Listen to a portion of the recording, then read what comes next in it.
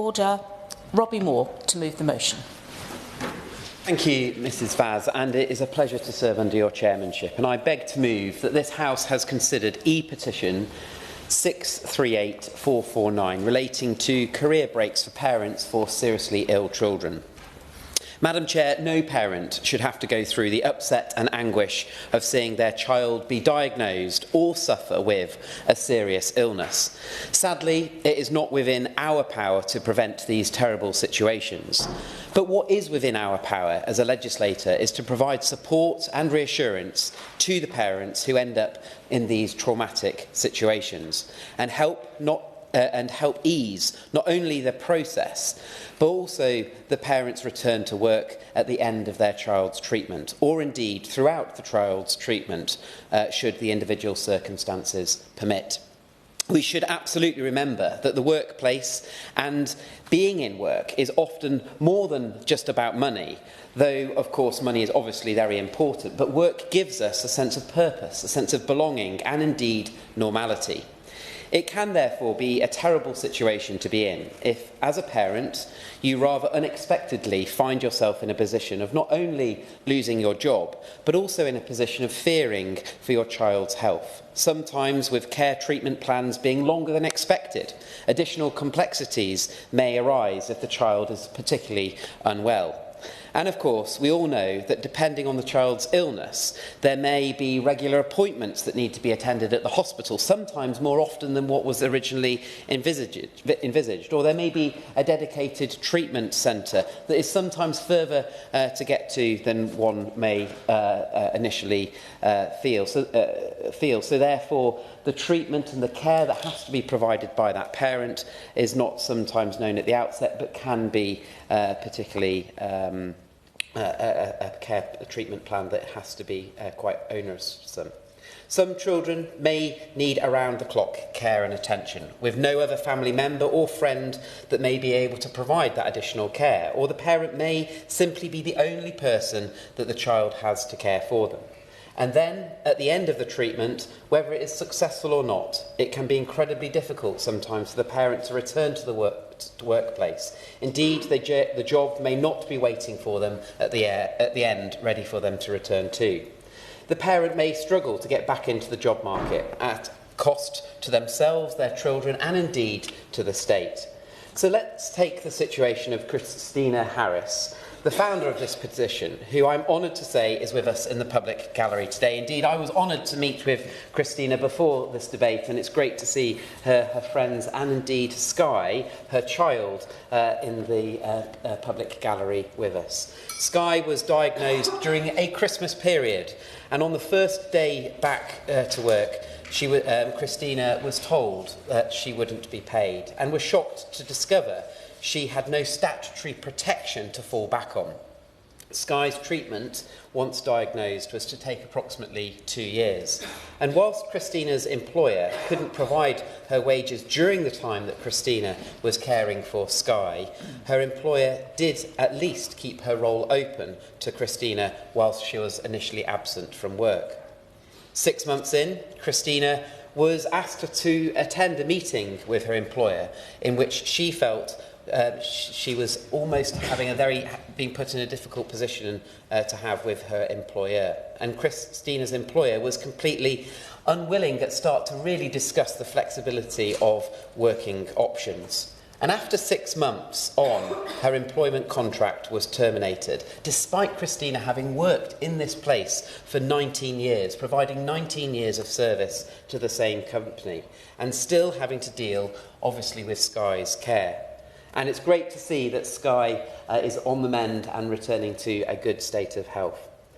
So, struggling after a year of uncertainty, Christina was left taking part-time work to make ends meet whilst struggling with providing the care for Skye. This situation is unlike any other regarding parenthood and work. Let's take if you've had an accident, for example. Parents have access to bereavement leave. One of the better parts of the Employment Rights Bill that is coming through this House includes a right to neonatal leave and pay, easing this exact issue for newborns, but not for older children. Even in the classic case of an unplanned pregnancy after a career, parents still have 9 months to prepare. But a child can become ill at a moment's notice, and through no fault of the parents or the child themselves. And despite this, the current options for support are incredibly limited, which is why this petition has been brought forward to the House. I will give way. Thank you. I'm very grateful to the honourable member for giving way. And he pointed out some of the increased employment rights that we potentially are going to see with the Employment Rights Bill. In the last Parliament, there was no employment rights bill brought forward, but there were private members' bills that did improve some of the situation, both flexible working by my colleague, the honourable member for Bath, but my own carers' leave bill. What this suggests is that we need to see more support for parents, paid carers' leave, so that people like Christina don't suffer in the way that you've outlined. And I very much thank my honourable friend for her intervention. And what this does absolutely highlight is the significant importance of why this petition needs to be considered by the government and the Minister of the day, because the Employment Rights Bill that is working its way through the House does include some positive measures, and potentially this is an additional thought that the Minister should consider, given the strength of feeling behind the number of people that signed this petition. Because these situations, in the vast majority of cases, are completely unexpected. As I've said, Mrs Vaz, who knows when a child is going to become seriously ill? A diagnosis for your child can come out of the blue, and as a parent, you have to deal with it. I will give way. Thank you, Madam Chair. You've brought to mind the occasion when my youngest son, after playing rugby, was diagnosed with what was a suspected brain tumour. And because I live in the middle of nowhere, in Somerset and Devon, the flashing blue ambulance took 2.5 hours to get to the nearest children's specialist unit. So it's not just about losing your job, it's not just about losing your wages, it's actually the enormous stress and anxiety it puts on parents, particularly in rural areas like mine. Wouldn't you agree? And I thank the honourable member for her intervention. And absolutely, this does actually highlight the challenges that are associated, not only financial challenges that can unexpectedly be put on a parent, but indeed the emotional challenges, the anxiety-related issues for a parent having to be put in a scenario where it may be a short-term care plan that has to be put in place, or indeed something much longer. But that anxiety is absolutely there and something that needs to be recognised. A diagnosis of your child, Mrs Vaz, can come out of the blue, as I was saying, and as a parent you of course have to deal with it. You have no other choice but to make the situation work, and it of course can be incredibly difficult. Complexities will arrive with the care programme of the child, no doubt, and it will be very emotionally draining for all involved. But as a parent, you have to deal and get on with it. This injustice certainly resonates across the country. Christina's... I will give way. Yeah. Thank you, Mrs Vaz. My honourable friend is speaking very well about the challenges and the issues in this area. It was great to be able to meet Christina and Skye before the debate started. But does my honourable friend recognise that many employers are following good practice in terms of paying parents during this time of care and also keeping jobs open? But what the petitioner is concerned about, and what I'm concerned about, is those employers who are not following good practice, and that's what the government hopefully will try and address. Absolutely, and I thank my honourable friend for his intervention. And absolutely, this is the case, that not all employers are playing from the same hymn sheet, so to speak, with providing that good level of support and good level of care to their employers whilst they are going through very traumatic situations. And indeed, whilst there are some very good employers, not all employers are carrying out the same level of care to their employees during these difficult situations, which is why Christina's petition has been so well recognised by the amount of support it had gained, indeed gathering 102,316 signatures. In my own constituency of Keighley and Ilkley, I've received many pieces of correspondence on this very issue, and it can certainly be harrowing listening as a Member of Parliament, and I'm sure all of us have done, to some of those very real live and challenges that parents are facing in these situations. The financial challenges, the support challenges, the emotional challenges can all be there. In support of this petition, the Petitions Committee has carried out its own survey on the back of Christina's petition coming forward, asking people who had signed the survey how severe illness of children affects them as parents. And I am thankful to the 9,609 people that submitted a response to the Petitions Committee as part of our review of the petition itself. The huge response rate, not only to the petition itself, but the follow-up demonstrates just how much of an issue this is. And I hope that the government will respond accordingly to some of the concerns that have been raised. Because the survey suggests that the majority of parents affected on this issue do manage to cope with the challenge. But crucially, this is only possible with those with understanding and accommodating employers, as has already been indicated to. I will give way. I thank the honourable member for giving way. I recently spoke to my constituent Kat from Hassocks, whose son Teddy has battled life-threatening neuroblastoma since July 2022. Kat told me that while her employer went above and beyond to support her, she is the exception and not the rule. And with many employers either not able or not willing to do so, does the honourable member agree with me that having, in Kat's words, a total lottery as to whether parents of seriously ill children receive employment support is unacceptable? And I thank the honourable member for her intervention. It just absolutely gets to the nub of the point of why this petition is so important and raises the case that not all employers are doing the right thing by their employees when that parent, maybe a single parent, or doesn't have any support around them, ends up in a very difficult situation where they're having to deal quite immediately with a challenge that is posed to them. And without that reassurance within the workplace, it can even greater add to that anxiety that that parent is facing. I will give way. I'm very grateful to my honourable friend for allowing that, and thank you, Mrs Vaz. I think it's absolutely right that we do acknowledge employers who are doing this well, and I should declare register of interest. I'm a Vice President of Carers UK. They run a very important employers network which shares good practice amongst employers, and I'd urge any of the constituents who have signed the petition to get their employers linked in with that. And Mrs Vaz, the honourable member comes on to it. She must have read my speech, because I get on to that point of just how important it is that all employers and indeed employees are aware of the rights that already exist, because there are a number of protection measures out there. It's just the challenge of actually employers and employees not necessarily knowing what's available to them, and I will certainly come on to that. Because the survey that was conducted by the Petitions Committee, as we can see, as in Christina's case, that when an employer is less flexible or outright unhelpful, as we've seen in circumstances, things quickly get worse. 99% of those respondents to the survey believed employers should be required to provide career breaks for parents of terminally ill children. What Christina and the thousands of other people are really calling out for is statutory reassurance that as soon as they are able to go back to work, the job will be available for them for at least a limited period.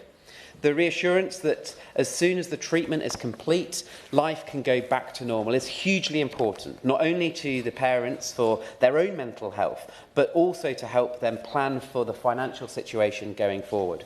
Many families can afford to take short-term hit to care for their child, but not all can. But they can't do so going forward without an unknown guarantee of any time that may be associated to get back into the workplace at the end of that employment break, which is why I again reiterate the importance of this petition. This key point about reassurance was raised to me by It's Never You, a charity run by two individuals who care deeply on this issue because they had a child in their own circumstances who suffered, unfortunately, from cancer. Their loss of their own child, tragically in 2021, to this terrible illness. And when I met with them, they passionately explained to me how getting that support in place from day one is a major issue. And for the first 90 days, whilst you've had a diagnosis of a terrible illness, you have to go through an incredible amount of restructure to your life, and that 90 days from day one is crucial. To have that support from your employer is vital. As employers themselves, they are all too aware of the burden that statutory requirement to a career break would have on smaller businesses. But they highlighted to me when I was speaking to It's Never You, and completely correctly in my view, that the lack of any government-directed standard or benchmark is a recipe for chaos. And as already been indicated, many employers and employees don't necessarily know what level of support is available to them when their child can be diagnosed with a serious illness. The honourable member give way? I will. I thank the honourable member for giving way. And we've heard so many stories just now of individuals who've lost their jobs as a result of taking time off from having really seriously ill children, which adds stress to an already unbearable situation. I wondered, we've heard already some stories of good employers and some stories of not so good employers, and I wondered if the Right Honourable Member would agree with me that it's really vital that we understand the extent of this situation and that the government could commission some research into the number of families impacted each year from this, and that if we had some more information, then it would help determine a better solution. Yeah, and I thank the Honourable Member for her intervention. And I always agree that it's okay in this place us designing, or whether it's guidance or regulation or indeed legislation that's brought out, but unless it practically works and has the positive impacts that it was designed to do so, then it can not be any benefit to anybody. So actually, the more data sets and data collection that can be available to government to make the right decisions is always, of course, welcome. And I would endorse the point that has been made. Employers and their employees can often struggle to come to an acceptable arrangement, as had been indicated by the group It's Never You. So therefore, it is important that whether through a break or a flexible working, it is important that the government outline the support that is already available to those employees and employers. We should be encouraging businesses to think outside the box. That had been highlighted, a point highlighted to me by the Rainbow Trust and CIPD in preparation for this debate, because the idea of flexible working, as they indicated to me, is vital for a parent with a sick child with complex needs. Is all so important that flexible working can be put in place, indeed part-time work. But as many employers have referenced to me in preparation for this debate, not every job environment allows flexible working to take place, and that also has to therefore be recognised, because indeed, whilst employers and good employers will do as much as they can to facilitate the needs of a parent with seriously ill children, not every job environment allows flexible working to take place. Something raised by all parties I've spoken to on this issue was just how long it can take to get support such as carer's allowance to kick in. Again, we come back to this crucial first 90 days, a period in part defined by how long it takes state aid to arrive. In the same 90 days, it is also important for parents to be able to, parents can feel completely lost in relation to what their rights are and how they can use those rights to ease the situation.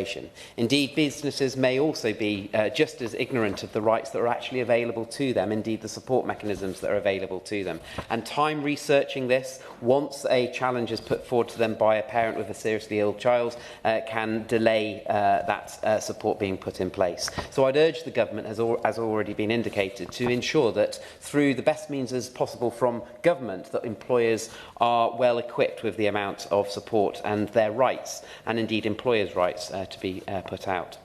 So the first question I hope the Minister will be able to answer today is, how is the government going to ensure that employees are aware of their rights before a crisis may be put before them? Indeed, how often employers can be made aware of the obligations on them? Secondly, what work is the government undertaking to ensure that support such as carer's allowance can be delivered as quickly as possible? For many, a family's income can drop to zero overnight, and the challenge of reaching the end of the first month can be the greatest challenge. It should not be, with a doctor's note or an employment record, difficult to determine the truth of an applicant's status. And finally, the key point which has been reiterated throughout the evidence that was given to me in preparation for this debate was the fact of the change that could give, the most important change that has been indicated was certainty to those struggling families and allow them to get through and recover fast from these terrible ordeals. I hope the Minister will be able to confirm the government is looking at providing some clarity through statutory requirements being provided for career breaks for parents of seriously ill children. We know that the government is open to the concept through the work that has been undertaken through neonatal complications. So what logical reason can there be for this support to end an arbitrary cut-off based on the age of a child? So I hope the Minister will listen carefully to the contributions that are going to be made in this debate. And can I thank Mrs Vaz, Christina, and the over 100,000 signatories that have taken place and providing support for this debate to happen in this House. And can I thank all that have contributed to the work of the Petitions Committee in preparation for this debate, indeed those that answered the survey that was undertaken by the Petitions Committee. And I look forward to hearing from everyone and everyone's contributions in this session. Thank you. The question is that this House has considered e-petition 638449 relating to career breaks for parents of seriously ill children. Mark Francois. Thank you, Mrs Vaz, for calling me to speak in this important debate, and I look forward to serving under your chairmanship this afternoon. I should also like to thank my honourable friend, the member for Keenan Ilkley, for so ably introducing the debate this afternoon, and, if I may say so, to him for doing it in such an empathetic manner. He also mentioned the Petitions Committee initiated a survey to gather further data on the extent of this situation, and I'd like to commend the committee for their initiative in doing this, and I will refer to some of the findings from that survey shortly. As you say, Ms Vaz, we're here today to debate e-petition 638449, which calls for career breaks for parents of seriously ill children. Perhaps I could give the House some background on what led us here this afternoon. I'm proud to say that the originator of this petition, Christina Harris, is my constituent. She emailed me back in the early summer of 2023, explaining the circumstances that she faced in trying to care for her lovely daughter, Sky, who was undergoing a course of serious medical treatment and about which her employer, a local estate agent, seemed quite unsympathetic. Having read her email, I invited her to come to one of my regular twice-monthly constituency advice surgeries, and she duly arrived there in July 2023, by which time her petition was already into 5 figures. When we met, we discussed at some length the background to Sky's condition and the pressure that it had put on Christina in trying to juggle work and family responsibilities in caring for her daughter, as any loving parent would want to do. Christina seemed to be very focused on what she was trying to achieve. She had what the military might call a very clear sense of mission, Mrs Vaz, and she told me she was determined to achieve the 100,000 signature threshold in order to provoke a debate in Parliament. I must confess that while I was sympathetic to what she was trying to achieve, as I shall come on to in a minute, I did explain to Christina that achieving 100,000 signatures was no mean feat, and it could prove to be quite a challenging endeavour. Nevertheless, I'm pleased to report to the House she was completely undeterred and assured me of her absolute determination to press on. And importantly, she said this was not just for her daughter, but also on behalf of other families who find themselves in similar, very difficult circumstances. She was doing it for them too. By the autumn, Christina had made dramatic progress, and her petition had breached the 100,000 signature threshold. This resulted in her and I visiting 10 Downing Street in order to deposit a hard copy of the petition as an aid to her campaign. This subsequently generated a degree of positive publicity, including via the BBC and our local newspaper back in South Essex, The Echo, who have been very supportive. Given her tremendous efforts in this regard, I'm delighted to report that Christina is present in the gallery this afternoon to witness the debate, and that she's brought Sky with her so that she can appreciate her mother's efforts for herself. Very importantly, and with Sky's permission, I am delighted to report that she has rung the bell and that she is now in remission, and may God grant that that remains.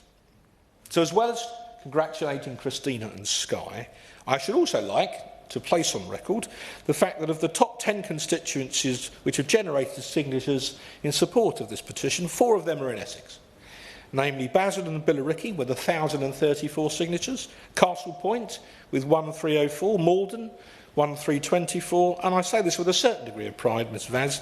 In my own constituency, Rayleigh and Wickford, we topped the league with 2,096 signatures, although the credit for that goes entirely to Christina and her supporters, and not to me. Unfortunately, as already been mentioned, we don't have firm statistics on how many families each year find themselves in this predicament, but it may be instructive that there were some 9,609 respondents to the Petitions Committee survey who left comments or suggestions in reply. Of that number, 12%, or 1,153, declared that they were parents or guardians in those circumstances. So it would therefore be wrong, I think, to dismiss this problem as affecting only a handful of families each year. It does appear to be wider than that. Although Skye was fortunate to receive treatment at Great Ormond Street Hospital, a world-class institution for the care of sick children, this nevertheless placed a great deal of strain on Christina and her family, and unfortunately she was ultimately dismissed by her employer because she had prioritised the care of her child over that of her career. For the record, Christina attempted to negotiate with her employer over a period of time to come up with some kind of flexible working arrangement, but nevertheless, ultimately, her employer was unsympathetic. In response to this petition, a number of parents and guardians replied with their own experiences of being in this situation, some of which, thanks to benign employers, were very positive. For instance, one wrote, I quote, "My husband and I have two separate careers in two separate fields. When our daughter was diagnosed with leukemia at 7 months old, both of our employers supported us. We were both able to take leave and be paid for the entire duration of my daughter's terminal illness. Our employer's support to us in what was literally a nightmare was the reason we were able to stay by our daughter's side at all times. She was never alone." Similarly, another respondent reported, and I quote again, "The impact of my employer's support greatly affected my ability to support my child. If my employer had not been so supportive and accommodating, the consequences of my child's diagnosis would have been far-reaching in our lives, and I am incredibly grateful." Overall, 58% of those who responded said that their employer was either supportive or very supportive when their child was seriously ill. A similar proportion, 54%, reported being granted flexible working arrangements to help care for their child. Conversely, however, 30% of respondents who were parents or guardians said that they became unemployed or stopped working during or after the period when their child was ill. As one of those reported, and I quote, "I was the sole earner, but we had young children at home as well as our sick child. I was on unpaid leave for 6 months with no financial support except from charitable help. It's taken years to climb out of the debt we were left in." Bless you, Minister. End quote. The testimony of a nurse working with families in such situations is both instructive and moving. The nurse reported, I quote, "I supported so many families as a children's palliative care nurse who have had to go to work while their child was dying due to concerns of losing their job. Some of these families then lost their job during their child's journey." So in practice, at present, so much of this seems to come down to how supportive and understanding, or not, individual employers are prepared to be in these very difficult circumstances. Such circumstances can be even more challenging for those who are self-employed and risk receiving little or no income at all if they choose to stop work to care for their child. Important to restate that 99% of the respondents to the survey agreed with the proposition that career breaks should be granted to the parents of seriously ill children. In advance of this debate, Mrs Vaz, I asked the House of Commons Library if they could provide some specialist advice on this issue and what assistance is currently available to parents in what was Christina's situation. As the Library reports, the Carers Leave Act 2023 introduced the right for employees to take up to 1 week's unpaid leave each year to care for a dependent. Now, whilst this is helpful, it in no way addresses the scale of the challenge in Christina and Sky's circumstances. I also asked for the Library's advice on whether the new Employment Rights Bill currently going through Parliament would help alleviate the problem. For the record, I do have some reservations about the overall effect of the Employment Rights Bill on the job market, and particularly on the government's growth objectives. But nevertheless, I wanted to know, on a non-partisan way, whether or not there are any specific measures in the bill that would assist parents in Christina's situation. The conclusion from the Library that came back was as follows, and I quote directly from their reply to my inquiry. Clauses 11 to 15 of the Employment Rights Bill would make some reforms to family-related leave provisions. This is primarily around removing the qualifying periods for unpaid parental leave, sometimes called ordinary parental leave and paternity leave, making them day one rights for all employees. Employees can take up to 18 weeks in total of unpaid parental leave up to their child's 18th birthday, with a maximum of 4 weeks per year for any reason related to their parental responsibilities, which could, for example, include caring for a seriously ill child. However, as the Library pointed out, there's no specific provision, even in this new legislation, to allow for a career break for a parent with a seriously ill child. As the Library put it, you ask whether the Employment Rights Bill 2024-25 includes measures to require employers to offer career breaks for parents with a seriously ill child.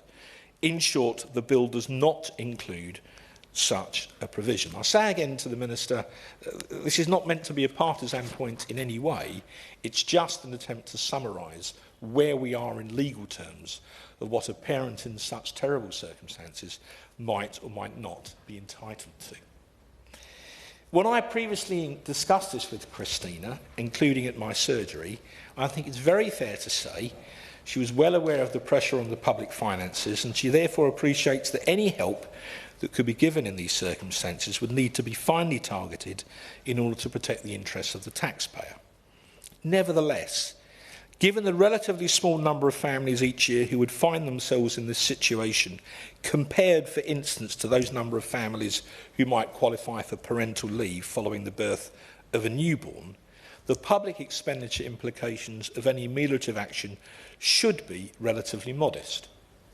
Moreover, Christina's proposal is that a career break could even be unpaid if that is the only way the employer could afford to keep the job open. The employer might employ someone else to fill that role in the intervening period, but Christina is not suggesting that the employer would have to necessarily pay that person that was filling in plus the person having the career break as well.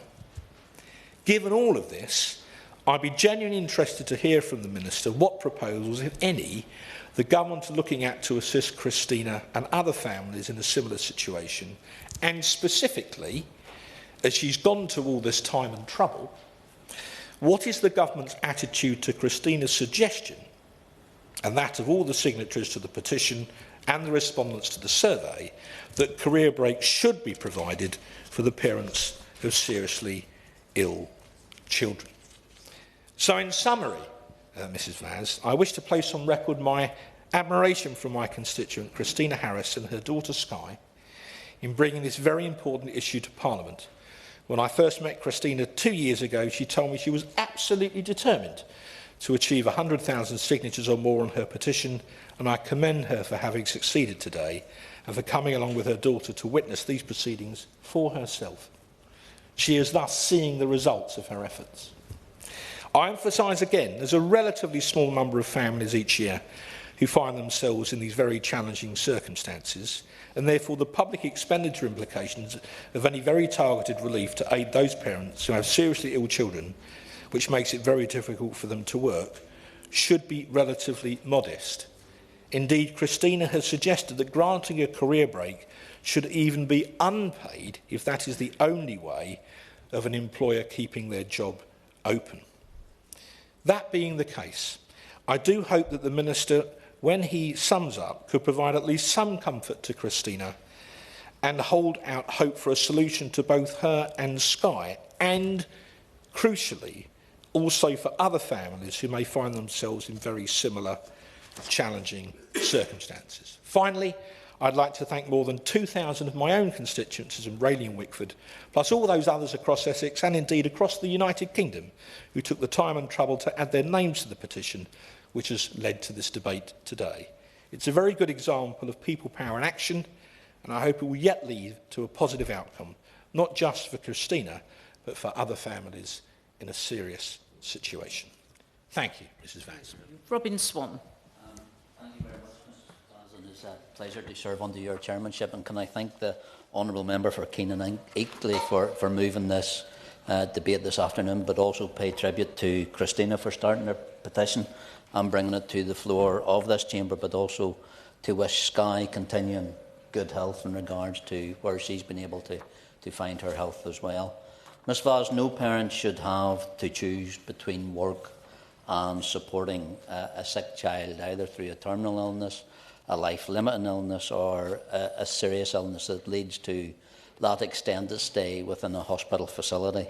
As was mentioned earlier on in regards to It's Never You, in regards to both Siri and Francis Menai Davis, who supported that charity, but also petitioned in here and have brought representation in regards to Hughes Law.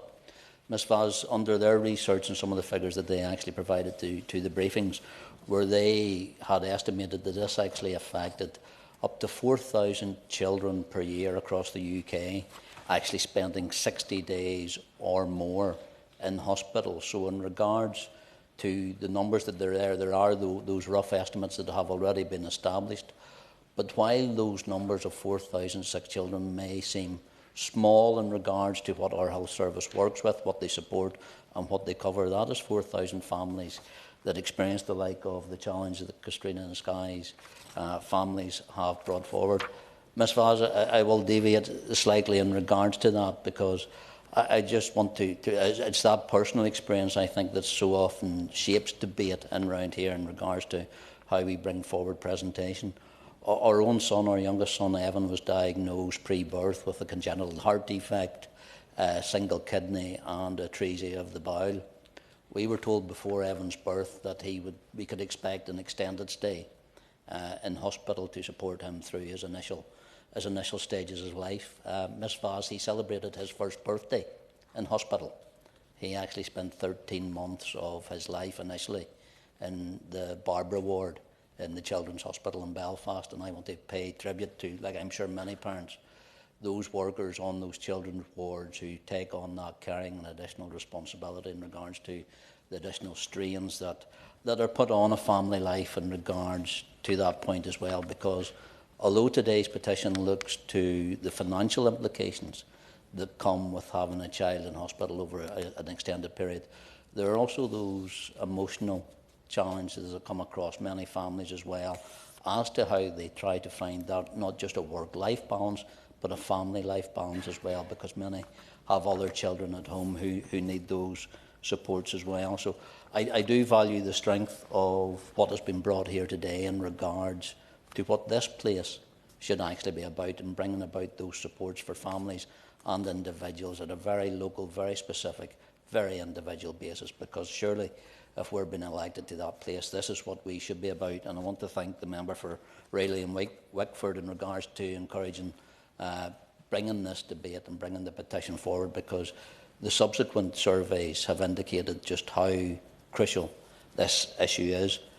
But where the implication, and I look forward to the Minister's response, is there is an expectation on government that surely we could do something for those families and those children who find themselves in that circumstance, because unfortunately what we now do as a government and as politicians and as a health service is actually leave that to be carried by charities, by families. And I speak experience, again, as a former health minister in Northern Ireland who dealt with these occasions and these circumstances. We actually had the Northern Ireland Children's Health Coalition, which was 13 local charities who came together to look for a young patients fund, which would actually support financially parents in regards to this as well. But if it's really the best that we can do is to look to charities to carry that work forward, I think there's a feeling in what we want to be about, and I think what this government wants to be about.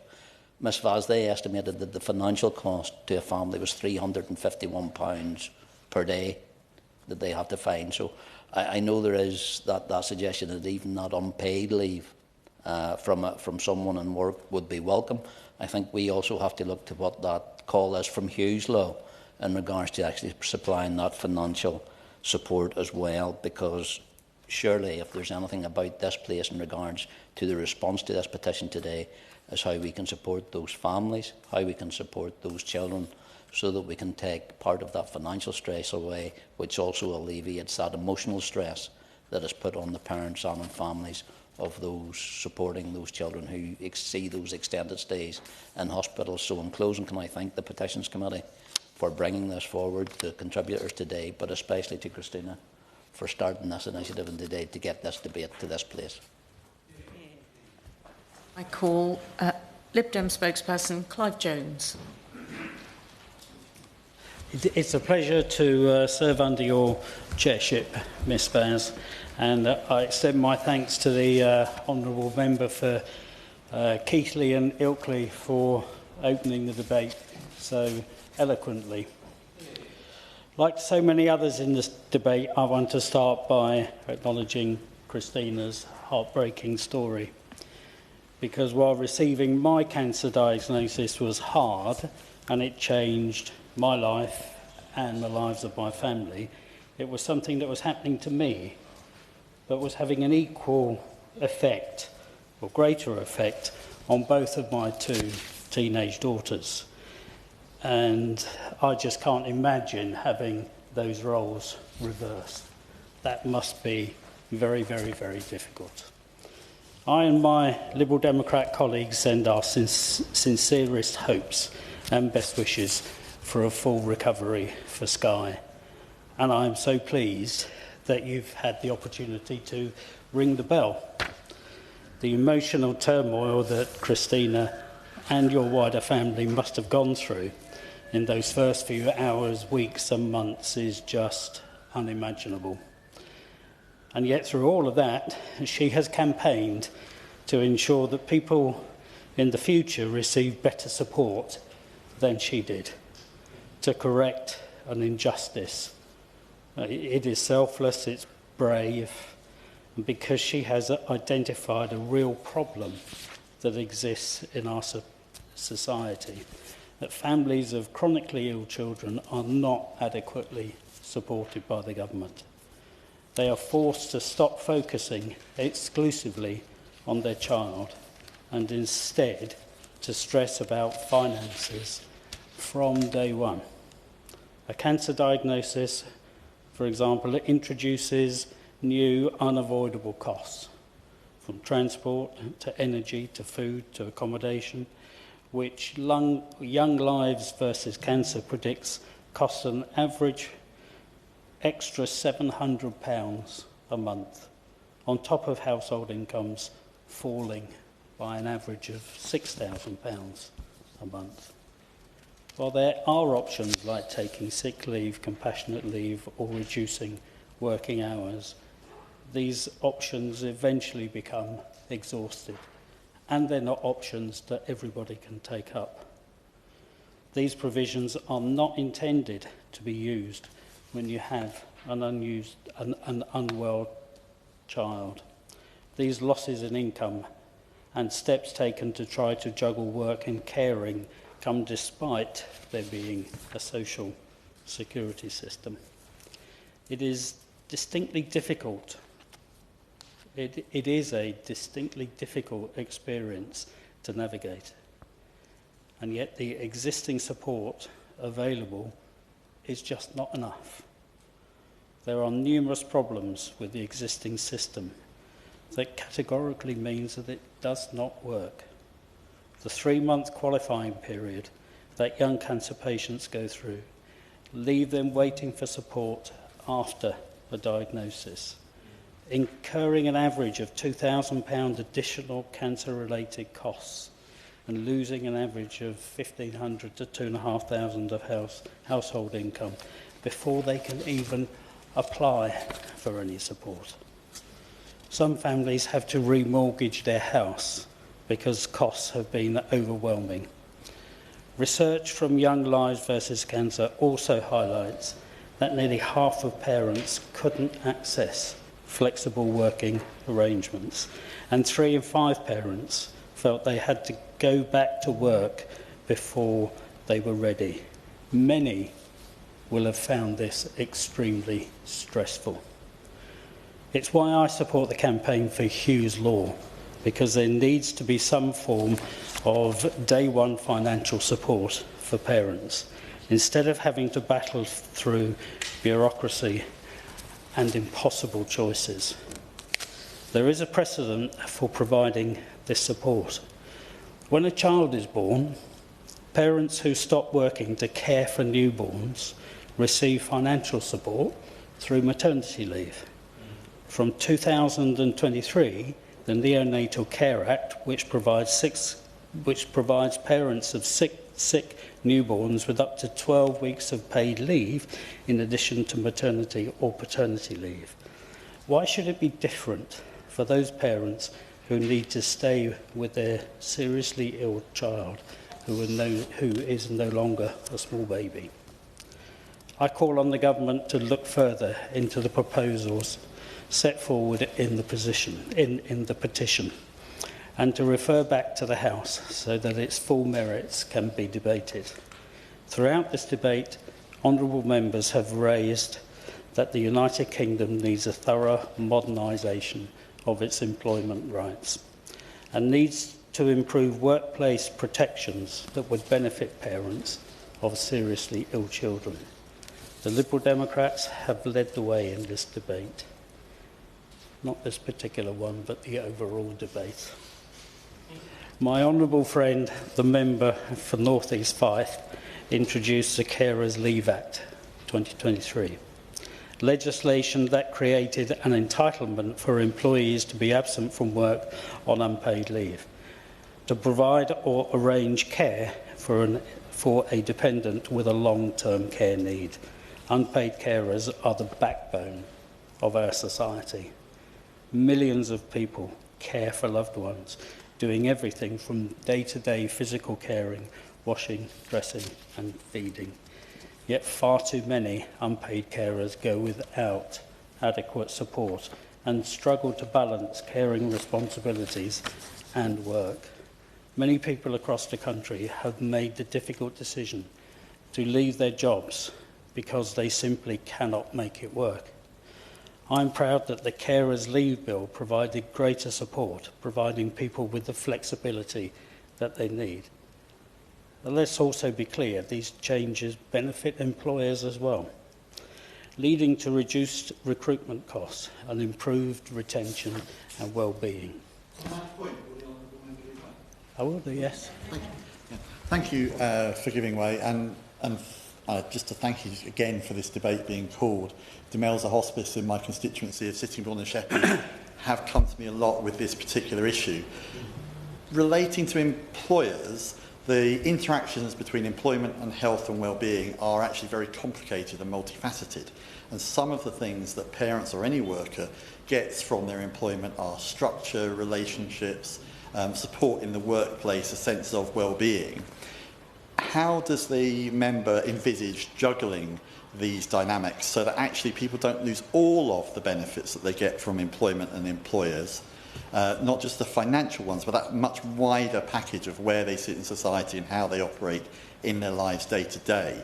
Because obviously there is a danger that people can, because some of these conditions are a very long time, they can lose those connections with the workplace and lose their acuity in the workspace as well.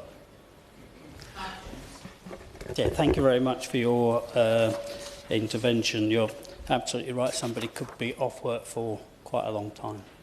But that person needs to have the support of their employer. Very often they could have been working for the employer for quite some time. So they have built up a history with that employer.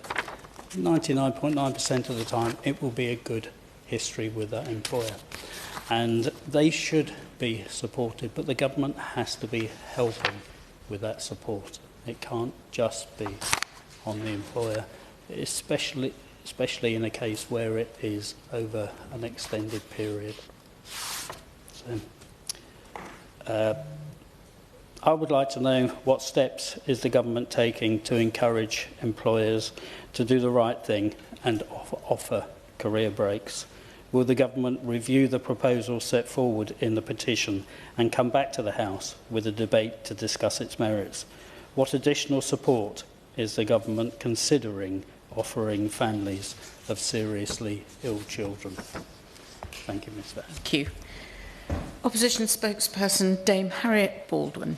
Thank you very much indeed, Ms. Vaz. And this debate on the petition has highlighted an unimaginably difficult situation where one's child is seriously ill. And in a series of important speeches and interventions, the member for Keighley and Ilkley, Rayleigh and Wickford, South Antrim, and others have highlighted specific examples of the very difficult situation that occurs not only in one's own family with one's own child being sick, but also in terms of one's employment. And as my honourable friend highlighted, his constituent Christina Harris and her campaigning on behalf of this cause after experiencing a very difficult situation when her daughter Sky fell ill, the reality of this across the country has really sunk home. I think one is immediately struck with a view that what employer would not be incredibly supportive of an employee who finds themselves in this hopefully rare situation. But as we've heard in today's debate, not every employer is necessarily supportive. There's not a consistency of support, and many employers don't know the law in this area. So for the benefit of the record, I thought I would set out the statutory support that parents currently have. Through the Maternity and Parental Leave Regulations of 1999, all employees are given, with 1 year's qualifying service, are given the right to take unpaid parental leave. And this entitlement is up to 18 total weeks at any point in the child's first 18 years of life, with up to 4 weeks maximum in any individual year. And this leave can be taken for any purpose connected with looking after a child, which could, of course, include caring for a seriously ill child. This provision is, I understand, set to change with the government's Employment Rights Bill, which will give parents a right from day one to start taking 18 weeks of unpaid leave to care for their child until the child turns 18. However, it's important to note that while the bill will provide a day one right, it will not address the circumstances outlined in the petition of mandating a career break specifically for parents of seriously ill children. And while some of the measures in the Employment Rights Bill are well-intentioned, the bill as a whole is problematic because it increases the already heightened pressure that employers are facing and businesses are facing, further to Labour's budget of broken promises. Through the National Insurance Jobs Tax, the hike in business rates, the incoming employment regulations, the Labour government is sharply hiking the cost of doing business and employing staff. Indeed, the Employment Rights Bill alone is set to cost £156 per employee. But you don't need to listen to me, Ms Vaz. The chairman of the CBI has stated that the new employment regulations would hamper growth and cause job losses. The government's own impact assessment on its workers' rights package estimates it will cost companies £5 billion a year. And alongside this, I think not only will they not employ, I think they will let people go. I think there could be quite an ugly rush before some of these things come into force, and arguably we are beginning to see some of that in the employment statistics recently, which have been disappointing. The previous government supported legislation which provides support for parents, including those caring for ill children or facing other difficult circumstances. To summarise some of the measures the previous government took, it supported the Neonatal Care Leave and Pay Act 2023, which gained royal assent in May of that year. In January 2025, the government announced that from April 2025, parents would receive a day one right to additional time off for those with babies in neonatal care. The regulations built on the work of the previous government, and we welcome the government continuing this. The previous government also supported the Employment Relations Flexible Working Act, which passed in July 2023. This increased the number of requests for flexible working an employee can make in a year, reduced the time an employer has to administer a request, and requires an employer to consult with the employee if they are going to reject the request. The previous government also supported the Carers Leave Act 2023. Since coming into force, all employees are entitled to up to 1 week's unpaid carers leave every year to provide or arrange care for any dependents who have care needs due to a disability, old age or physical or mental illness or injury expected to last at least 3 months. And this could give some parents of seriously ill children an additional week's leave each year on top of their unpaid parental leave entitlement. So that, Ms Vaz, is a summary of things as they currently stand. This petition was submitted during the previous Parliament, and the previous government replied, and I quote, "We understand the difficulties, worries and challenges faced by parents with seriously ill children. While we're very sympathetic, it's not practical to provide a specific right for parents with seriously ill children to take a career break.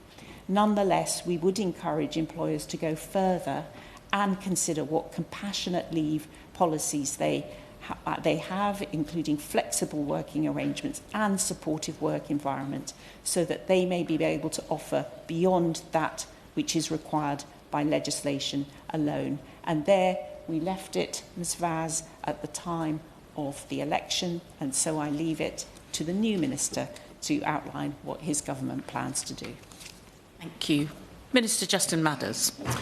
Thank you, Ms Vaz. It's a pleasure to see you in the chair this afternoon. Can I start by congratulating the Honourable Member for Keighley and Ilkley for securing today's debate and for the very thoughtful way he's presented the issues. And of course, I would like to thank Christina Harris, who started the petition and as was pointed out,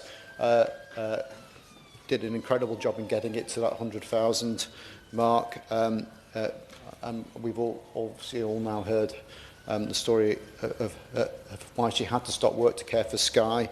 And it's great to see both of them here today. And it was good to hear about the positive news about Sky's condition. And as we heard, 19 years with an employer was not rewarded, I think, with the loyalty that she has shown that company. But obviously we can't rewrite history in terms of that. We can discuss what support is available and what we might be able to do in the future. And I think we all understand the unimaginable difficulty of having a seriously ill child and all the consequences that come from that. So I think honourable members have spoken very well about the difficulties families face in those situations, and I think the contributions have been heartfelt and serious. The honourable member for Keighley and Ilkley talked about work being more than just about money. My honourable friend also mentioned that in his intervention. I think that's absolutely right. That is, there are other benefits to working that go beyond simply financial reward. Of course, we don't want to underplay that.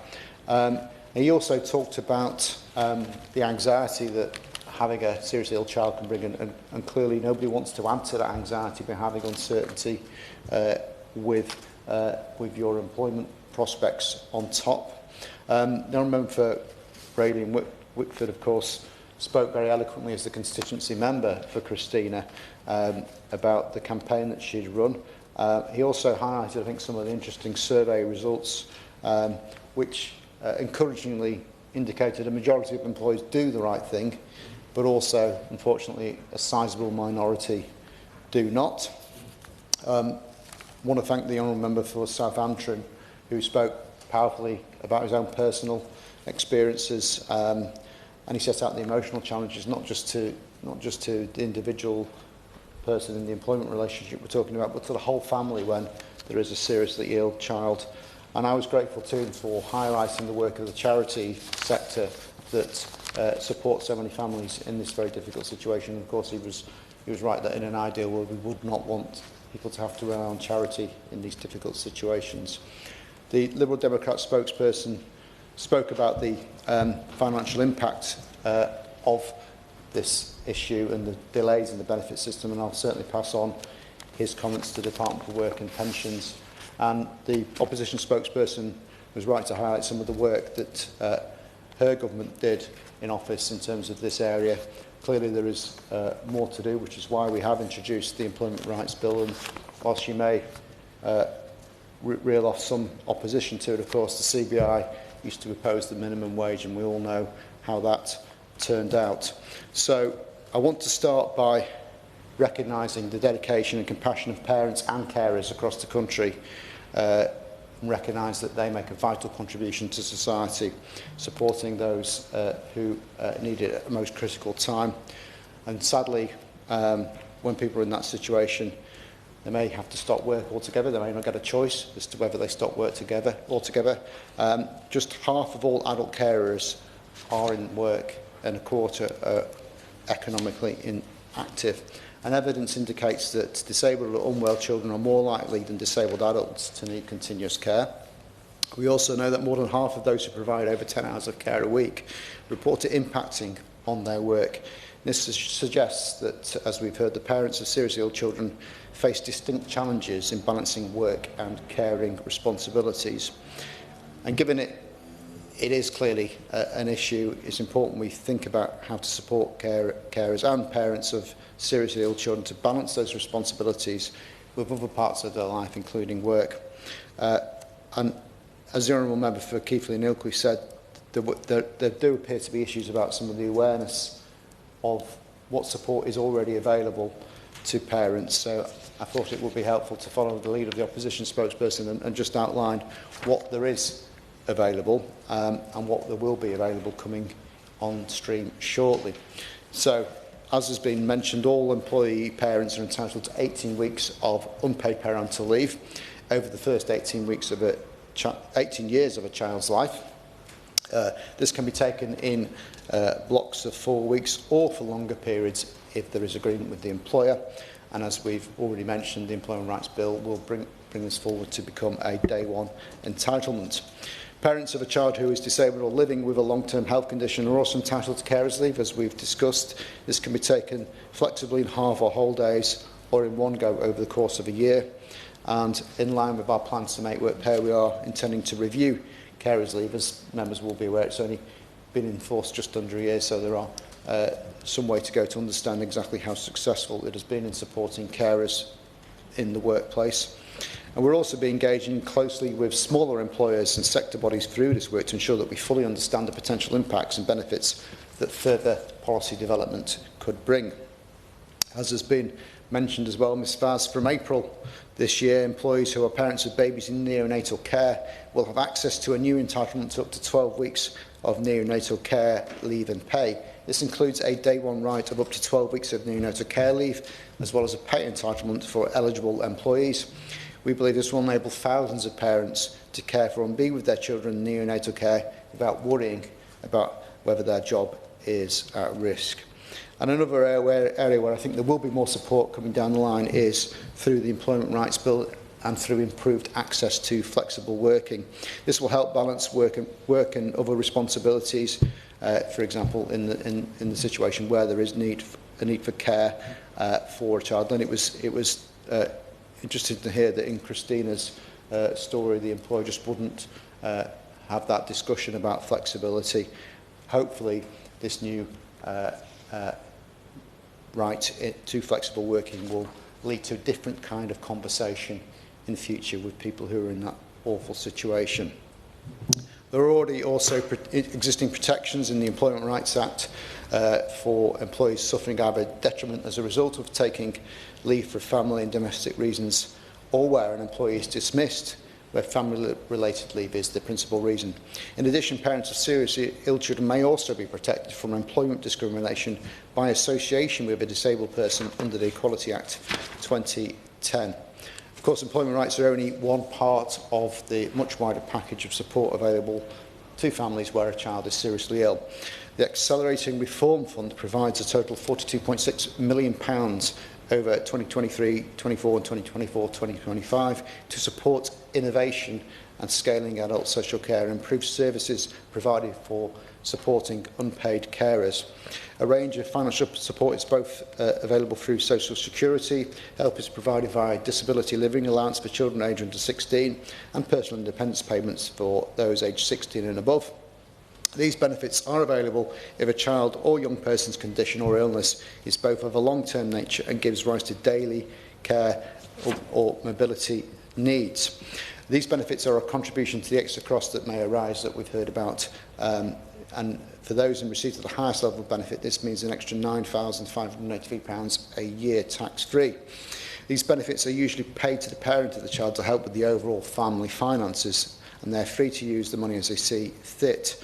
The Honourable Member for Keighley and Oakley mentioned that it can take some time to actually access some of these benefits. I think several members actually mentioned that point. But where there is a tragic end-of-life diagnosis, claims are fast-tracked and recipients are guaranteed the highest-rated DLA care component or the enhanced-rated PIP daily living component from the date of the claim. And we've recently announced, Ms. Vaz, that from April of this year, there will be an increase in the carers allowance weekly earnings limit from £151 a week to £196.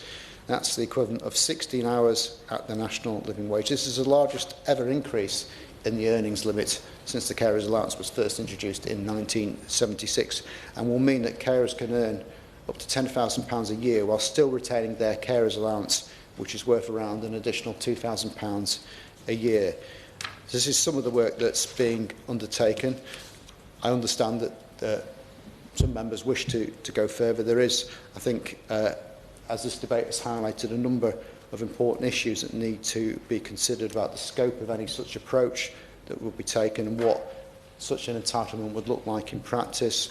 I think there's certainly a need to fully understand the extent of the issue. I think we need to consider the length of time that would be being requested, whether that would be paid or unpaid, the process that would need to be followed, who would be eligible to make such an application, and indeed whether other interventions may actually be more effective than such an entitlement as we've talked about today. Yeah. I thank the Minister for giving way and for his generous remarks about some of the speeches that he's heard this afternoon. And for the record, Mrs Vance, to take the trouble before the debate began to introduce himself to my constituent, which I'm sure was appreciated. I've heard what he's just said. Now, I was a minister once, and sometimes in a debate like this, you go away afterwards and you think, do you know what, I think they might have a point. So on that, in that hope, would the Minister, having heard what he's just said about looking at potential solutions, which we welcome, would he be prepared to meet with my constituent, perhaps myself, ideally before Easter, just to have an exploratory conversation based on this debate with him and his officials to see what the art of the possible might be. He's met my constituent informally. Would he now be prepared to meet her formally and at least to have that discussion? I'd be very grateful if he'd say yes. Well, as a former minister, he will know that the best way to get a minister to agree to a meeting is to ask them directly in the chamber. Of course, I'll be happy to do that. And I am going to just explain a little bit more about what we're looking at in this area, Ms Vaz.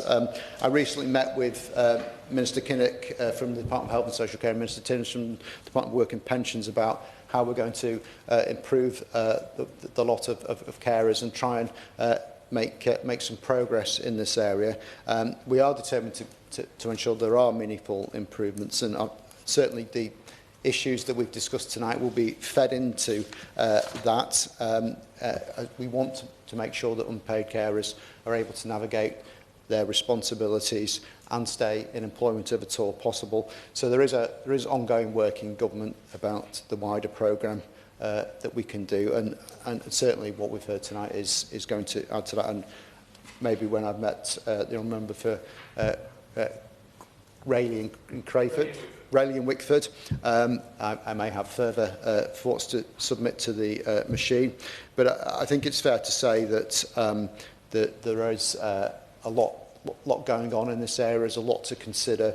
It is an important subject. It's one of the most difficult times in anyone's life when a child is seriously ill, and we want to make sure that we're getting the balance right and support for parents in that very difficult time.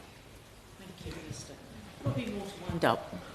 Thank you, Mrs. Vaz. And can I just sum up by thanking Christina? Because without Christina, and indeed the circumstances that she's brought to this House, we would not have this petition. We wouldn't have had the over 100,000 signatures that have attached themselves to this petition, and therefore we would not have had this debate. So on behalf of the Petitions Committee, can I not only thank Christina, but also Sky for your absolute courage and endeavour throughout the incredibly difficult challenges that you've had as a family. And on behalf of the Petitions Committee, thank you for bringing this debate forward, because it has been a really robust debate, I think, in the politest of senses, in terms of the subjects that have been covered, because there has been real recognition that not only does there need to be more data that is collected so that we can make sure that the legislation that is being introduced by government is practically workable on the ground. We've also covered off the fact that not every employer is necessarily doing the right things within their own obligations that they have. And it's good to see that the government have recognised that there is more work that needs to be done in terms of making sure that every employer, but also employee, knows the obligations that they have to one another, so that should those difficult circumstances arise where a child is ill, that we can get the best protection put out as quickly as possible by the employer to meet those needs. Also, I would just like to reiterate the fact that the Employment Rights Bill does have space to potentially be improved based on the concerns that have been raised throughout this debate. And it's good to hear that the Minister, through the appropriate Member of Parliament, my Right Honourable Member for Rayleigh and Wickford, has guaranteed a meeting. So let all petitioners who have signed this debate be well aware that there is a meeting that will follow this, and we can only hope that there will be good outcomes that come from that meeting. And the final point that I just want to raise is the importance of where carers' allowance is there for carers to be able to be permitted to have it, that they shouldn't just have to wait for end-of-life prognosis for the payment to be fast-tracked. This should be, the government machinery should be able to operate much quicker, so that any child who is ill is able, the carer is able to get that allowance as quickly as possible, most certainly within the 90-day period, not having to wait last minute. So on behalf of the Petitions Committee, can I thank all members who have contributed, and not least Christina and also Sky and their friend for attending the petitions debate. So thank you. The question is that this House has considered e-petition 638449 relating to career breaks for parents of seriously ill children. As many as are of that opinion say aye. Aye. Of the contrary, no. I think the ayes have it. The ayes have it. Order. The sitting stands adjourned.